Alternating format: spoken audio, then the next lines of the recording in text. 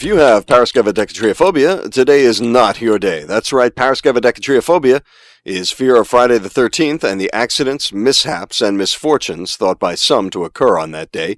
But is there anything really to fear? In fact, a study was conducted and published back in 1993 in the British Medical Journal that looked at hospital admissions due to accidents on one Friday the 13th compared with the previous Friday the 6th.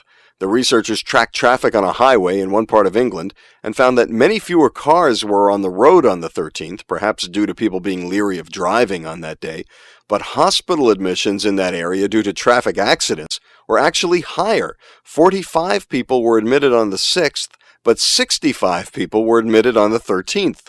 The researchers concluded that a few people were indeed unlucky on that Friday the 13th in that part of England. Then again, what you really needed for this study was a control group that stays home, only to slip in the bathroom.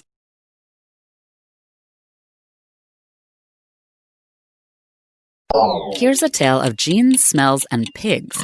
Most people have 2 copies of a gene that enables them to detect a steroidal pheromone called androstenone, which is found in male mammals, particularly porkers. But most pigs in developed countries have been chemically castrated, which means much less androstenone in the meat, so no strong smell. Now Europe is considering a ban on castration.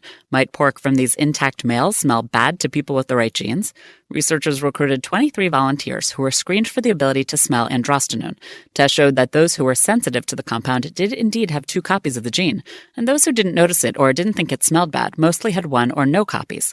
The researchers then challenged the subjects with pork to which androstenone was added to match levels that would be found in meat from uncastrated males, and the sensitive subjects thought the meat smelled and tasted much worse than did the insensitive tasters. The research was published in Public Library of Science 1. The scientists say ending pig castration could thus make some pork unpalatable to people with the common genes construct, which might make consumers squeal.